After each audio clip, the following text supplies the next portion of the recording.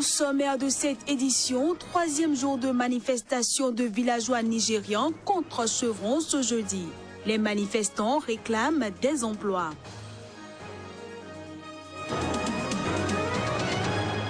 Au Congo-Brazzaville, l'audience de demande de mise en liberté provisoire du général Jean-Marie Michel Mokoko a été reportée au 16 août prochain. C'est ce qu'a déclaré ce jeudi son avocat. Enfin, en Turquie, des milliers de personnes se sont rassemblées devant la maison du président Recep Tayyip Erdogan pour lui afficher un soutien indéfectible après le putsch avorté du 15 juillet dernier. Voilà pour le sommaire. Bonjour à tous et bienvenue. Démarrons cette édition par le Burundi où le silence pesant qui entoure l'enlèvement du journaliste Jean Bigirimana, collaborateur notamment du journal indépendant Makou, a provoqué un sentiment d'indignation générale. En effet, l'organisation Reporters sans frontières a réclamé ce jeudi aux autorités burundaises des preuves de vie du dit journaliste porté disparu depuis le 22 juillet, date de son arrestation par les services de renseignement. Reporters sans frontières a en outre appelé le président Pierre Nkurunziza à tout mettre en œuvre pour que le journaliste soit retrouvé. Pour rappel, Jean Bigirimana avait été arrêté dans le centre du pays à son retour d'une formation en journalisme dispensée au Rwanda selon Reporters sans frontières. Il lui avait été reproché ses déplacements fréquents vers le Rwanda voisin avec lequel le Burundi entretient des relations houleuses. En Zambie, après une campagne entachée par plusieurs incidents violents plutôt, près de 7 millions de Zambiens votaient ce jeudi dans le calme pour élire le président. Un scrutin pour lequel le président sortant, Edgar Lungu, et son principal opposant, Hakainde Hichilema, sont favoris sur les 9 candidats en lice. 18 mois seulement après la dernière présidentielle organisée pour terminer le mandat de Michael Sata, décédé d'une maladie dans l'exercice de ses fonctions en octobre 2014, les Zambiens votent à nouveau ce jeudi pour élire le nouveau président. Au total, 9 candidats sont en lice, dont le principal opposant Hakainde Hichilema, qui a voté à Lusaka. La question du jour, c'est que les Zambiens vont prendre une décision décisive, je pense. Ils n'ont jamais souffert comme ça auparavant, jamais depuis l'indépendance. C'est le pire des dirigeants que nous ayons eu depuis l'indépendance et je pense que les électeurs vont prendre une décision. Le président sortant Edgar Lungu a quant à lui voté sous les yeux des observateurs de l'Union africaine. De ce que j'ai pu voir jusqu'à présent, je suis plein d'espoir. Et j'ai également parlé avec d'autres observateurs et nous avons vu que la tendance est la même comme d'habitude. Les Zambiens sont connus pour être pacifiques et nous les encourageons à maintenir cette habitude. La Zambie est connue pour ses élections libres et équitables. Nous voulons qu'ils gardent cette réputation en Afrique. À la mi-journée ce jeudi, aucun incident majeur n'avait été rapporté. Notons que la Zambie vote également ce jeudi pour élire ses députés et conseillers municipaux et pour un référendum sur une modification de la Constitution. Les premiers résultats sont attendus entre vendredi soir et samedi. Direction le Congo-Brazzaville où le tribunal a renvoyé au 16 août l'audience concernant la demande de mise en liberté provisoire du général Jean-Marie Michel Mokoko. Pour Maître Ibouanga, il n'y a pas de raison que l'officier soit maintenu en détention préventive. Il pense qu'il peut comparaître librement. Ancien chef d'état-major des armées du Congo de 1987 à 1993 et candidat à la dernière élection présidentielle, le général Jean-Marie Michel Mokoko a été inculpé le 16 juin pour atteinte à la sûreté intérieure de l'État et détention illégale d'armes et de munitions de guerre. Le centre de commandement du groupe djihadiste État islamique en Libye est pris d'assaut. En effet, les forces du gouvernement d'union nationale s'en sont emparées ce mercredi. Plus de précisions à travers ce reportage. Plusieurs quartiers demeuraient jeudi aux mains des djihadistes à Sirte. L'inquiétude monte avec les tensions qui ne cessent de prendre de l'ampleur. Les forces gouvernementales libyennes ont remporté une importante victoire en prenant le contrôle du centre de commandement du groupe État islamique. Ils avaient également assiégé mercredi l'hôpital Ibn Sina de l'université de Site, des bâtiments de plusieurs banques. À l'issue des attaques, 16 éléments des GNA ont été tués et 93 blessés. On dénombre au total la mort de plus de 300 combattants pro-gouvernementaux depuis le début de l'offensive de Site le 12 mai dernier. De mémoire, les forces du GNA étaient entrés à Site le 9 juin, mais leur offensive avait été ralentie par des contre-attaques de l'EI qui a eu recours notamment à des attentats suicides. Elles ont, ces forces, annoncé dimanche le début du compte à rebours pour donner l'assaut final au bastion de l'EI.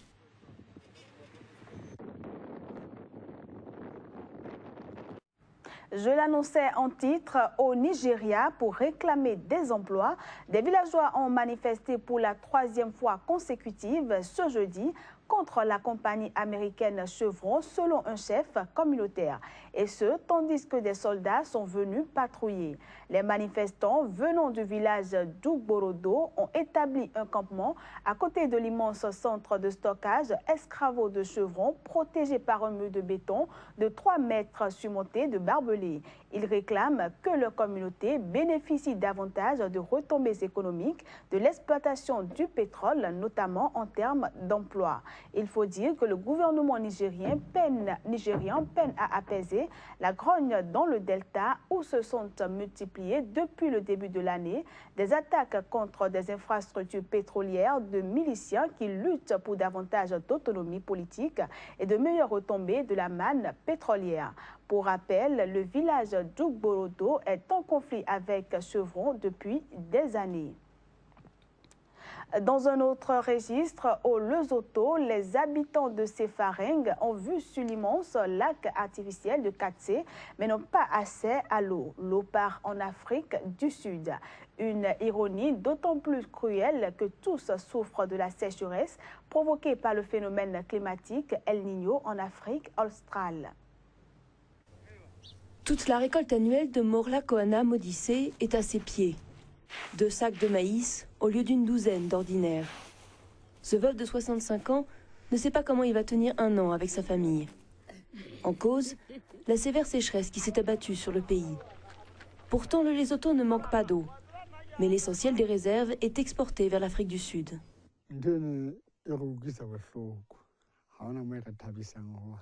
C'est très énervant toute cette eau, parce que ça pourrait nous servir. On pourrait irriguer les cultures quand il y a la sécheresse, mais ce n'est pas le cas.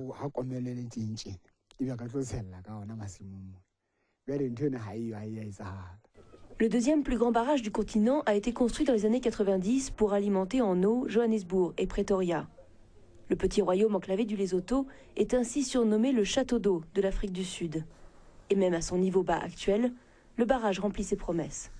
Nous atteignons quand même nos objectifs, aussi bien en termes de génération d'électricité que d'exportation de l'eau. Beaucoup de terres arables ont été submergées. Seule consolation pour certains paysans, le bétail peut boire dans le lac artificiel.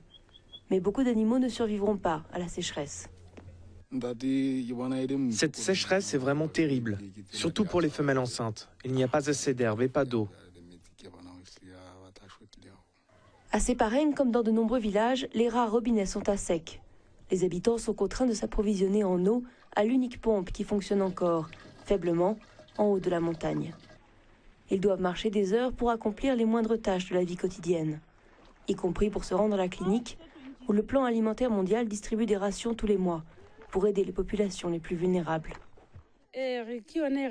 Nous dépendons de ces dons pour notre survie parce que nous n'avons rien. À cause de la sécheresse, nous n'avons rien et nous n'avons pas de champs.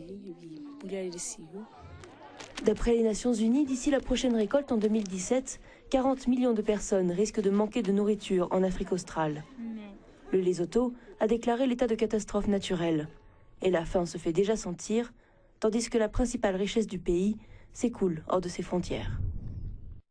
Ce journal se poursuit. L'État béninois a enregistré de considérables progrès dans la lutte contre le VIH-Sida. Entre autres, les ruptures d'ARV ne sont plus d'actualité. Cependant, des dysfonctionnements restent à corriger. L'ONG Seradis et l'ANS ont dans ce cadre organisé une conférence de presse. Reportage. Mauvaise qualité des équipements, mauvaise gestion des ressources allouées au traitement des personnes vivant avec le VIH-Sida, insuffisance de formation aux agents sanitaires, la photographie de l'état actuel de la prise en charge médicale, manque de couleur au Bénin. L'ONG Seradis et l'ANS tiennent leur dénonciation de l'Observatoire de veille pour l'accès aux services de santé. Au centre hospitalier départemental Oumé Plateau, l'appareil de numération des lymphocytes CD4 est en panne depuis 6 mois. Les malades sont obligés de se déplacer vers Cotonou où le seul appareil disponible est logé au laboratoire national de lutte contre la tuberculose.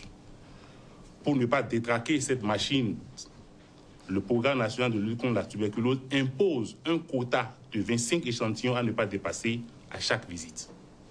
En dépit de cette dégradation de la prise en charge médicale des patients, l'Observatoire a révélé que le personnel psychosocial employé par Plan International Bénin n'est pas souvent disponible.